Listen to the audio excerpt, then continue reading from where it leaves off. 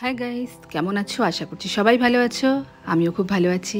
আজকে আমি তোমাদের জন্য সানডে স্পেশাল একটা মেনু নিয়ে এসেছি। আশা করছি প্রত্যেকের ভালো লাগবে। এটা হচ্ছে মোগলাই চিকেন রেসিপি। একদম ঘরোয়া উপকরণে খুব কম সময়ে কিন্তু এই রেসিপিটা তোমরা বানিয়ে নিতে পারবে। তো এই রেসিপিটা বানানোর জন্য ভিডিওটা স্কিপ না করে আমার সঙ্গে থেকে পুরো ভিডিওটা দেখতে থাকো। এর জন্য এখানে আমি চিকেন নিয়ে নিয়েছি, পেঁয়াজ কুচি করে নিয়েছি, লাগছে কস্তুরি মেথি, গরম মশলা, ওদিকে নিয়েছি একটু বাদাম, চিনেবাদাম রোস্ট করে, নারকেল গুঁড়ো, জিরে ধনে গুঁড়ো, হলুদ, ঝালের জন্য লাল লঙ্কা গুঁড়ো, লবণ, আর এদিকে কাঁচা লঙ্কা গুঁড়োও নিয়েছি, আর নিয়েছি দই। তো দেখতে থাকো কিভাবে আমি বানাচ্ছি। প্রথমে চিকেনটাকে একটু হালকা ম্যারিনেট করে নেব, যার জন্য এখানটায় কী কী দিয়ে দিচ্ছি দেখো। ম্যারিনেশনে কিন্তু খুব বেশি জিনিস লাগবে না। এখানটায় আমি কি দিয়ে দিলাম হলুদ আর সামান্য নুন। সামান্য হলুদ নুন দিয়ে কিন্তু চিকেনটাকে ম্যারিনেট করব। তোমরা তোমাদের পরিমাণ মতো কিন্তু নুন হলুদ ইউজ করে নিও। তো দেখো নুন আর হলুদ দিয়ে কিন্তু আমি চিকেনটা হালকা করে মাখিয়ে নিচ্ছি। মাখিয়ে কিন্তু খুব বেশি রাখার দরকার নেই, এটা কিন্তু অন্তত 20 মিনিট রাখলেই হবে। এবার দইয়ের মধ্যে মশলাটা মিশিয়ে নিচ্ছি। দইয়ের মধ্যে দিয়ে দিচ্ছি 1 চামচ ধনে গুঁড়ো, 1/2 চামচ জিরে গুঁড়ো। তো দিয়ে খুব ভালো করে মশলাটা কিন্তু দইয়ের সঙ্গে একটু মিশিয়ে নিতে হবে। তো দেখো বন্ধুরা, আমি কিন্তু দইয়ের সঙ্গে খুব ভালোভাবে ঘেটে মশলাটা অলরেডি মিশিয়ে নিয়েছি। এবার কড়াই গরম করে নিয়েছি, কড়াইতে দিয়ে দিচ্ছি সাদা তেল। এই রান্নাটা কিন্তু সাদা তেলেই ভালো হয়, তোমরা চাইলে সর্ষে তেল ইউজ করতেই পারো। এবার এখানে একদম ঝিরিভাবে কুচোনো পেঁয়াজটা দিয়ে দিলাম। পেঁয়াজটা কিন্তু একটু ভালো করে ভেজে নিতে হবে। এটা কিন্তু একটুখানি, তবে বেরেস্তা নয়, কিন্তু লাল লাল করেই পেঁয়াজটা ভাজতে হবে। তো দেখো বন্ধুরা, আমি কিন্তু একদম লো ফ্লেম দিয়ে পেঁয়াজটা ভেজে নিচ্ছি। তো 2-3 মিনিট ভাজার পর দেখতে পাচ্ছ পেঁয়াজের কিন্তু কালার হালকা চেঞ্জ হয়ে গেছে। তো এইভাবে নেড়ে ছেড়ে আমি পেঁয়াজটাকে আরও অনেকক্ষণ ভেজে নেব। আর এর মধ্যেই ভেজে রাখা বাদামটাও দিয়ে দিলাম। দিয়ে পেঁয়াজের সঙ্গে বাদামটাকে আর একটু ভালো করে ভেজে নিচ্ছি। তো দেখো বন্ধুরা, আমার কিন্তু লাল লাল করে পেঁয়াজ বাদাম এগুলো ভাজা হয়ে গেছে। এবার পেঁয়াজটাকে নামিয়ে নেব। নামিয়ে নিয়ে ওই তেলে কিন্তু আমি দিয়ে দিচ্ছি মেখে রাখা চিকেনটা। তো দেখতেই পাচ্ছ যে খুব ঘরোয়া উপকরণে কিন্তু রান্না করছি, খুব বাইরের কিন্তু উপকরণ বেশি একটা ইউজ করিনি। তো দেখো বন্ধুরা, এবার চিকেনটা দিয়ে নাড়াচাড়া করে চিকেনটা একটু ভেজে নিতে হবে, যাতে করে চিকেনের কালারটা চেঞ্জ হয়। অতক্ষণ কিন্তু আমাদেরকে চিকেনটাকে ভাজতে হবে। আর এই দিকে চিকেন ভাজা হতে হতে আমি এখানটায় যে নারকেল কোড়াটা নিয়েছিলাম, সেই নারকেল কোড়াটা দিয়ে দিলাম যে বাদাম পেঁয়াজের সঙ্গে। এবার তা দিয়ে বাদাম পেঁয়াজ নারকেল কোড়া পেস্ট করে নেব। তো দেখো বন্ধুরা, চিকেনটা কিন্তু আমার ভাজা ভাজা হয়ে গেছে। এইভাবে কিন্তু চিকেনটা ভাজতে গেলে অনেক সময় লেগে যেতে পারে, এটা কিন্তু ভেবো না যে পুড়ে গেছে। তো এইভাবে লাল লাল কালার যদি আসে না, তাহলে কিন্তু রান্নার কালারটাও খুব সুন্দর আসে। তো দেখো বন্ধুরা, আমার চিকেন ভাজা হয়ে গেছে। চিকেনটা আমি তুলে নিয়েছি। তুলে নিয়ে একটু সামান্য তেল দিয়ে দিয়েছি।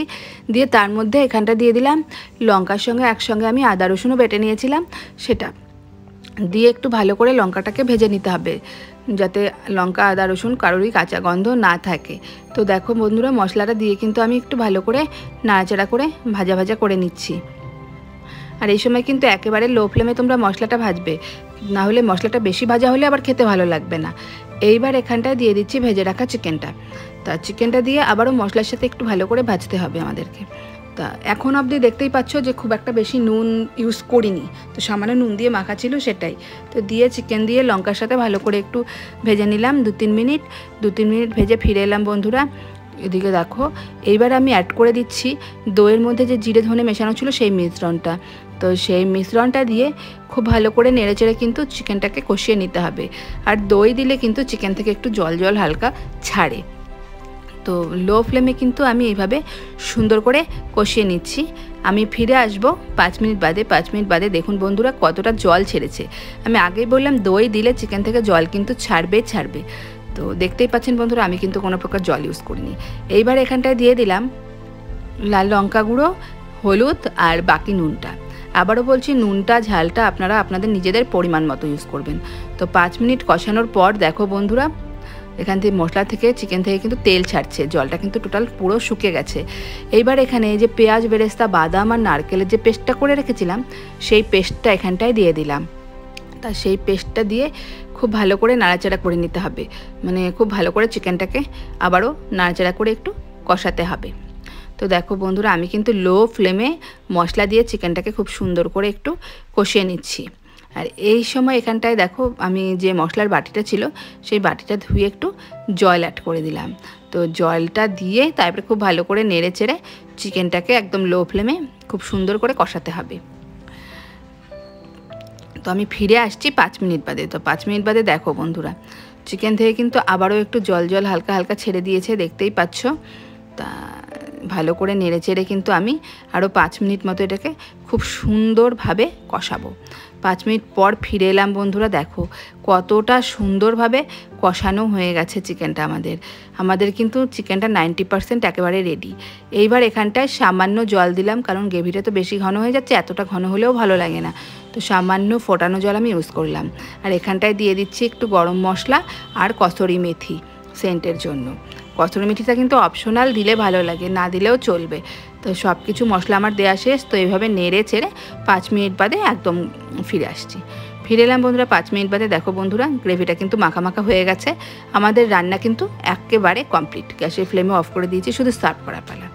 এবার দেখো বন্ধুরা, আমি বাটিতে একটা সার্ভ করে নিয়েছি, ওপর থেকে একটুখানি কসুরি মেথি দিয়ে গার্নিশ করেছি। দেখতেই পাচ্ছ বন্ধুরা কতটা টেস্টি হয়েছে, মানে দেখে তো বুঝতেই পারছো যে কতটা সুন্দর হয়েছে। খেতে তো অসাধারণ টেস্টি হয়েছিল বন্ধুরা, একদম রেস্টুরেন্টের মতো টেস্ট। এভাবে রান্না করে খেলে বন্ধুরা রেস্টুরেন্টে যেতে ইচ্ছে করবে না। তো কেমন লাগলো বন্ধুরা আমাকে কিন্তু অবশ্যই কমেন্টে জানিও, আরও বেশি করে শেয়ার করে সাবস্ক্রাইব করো।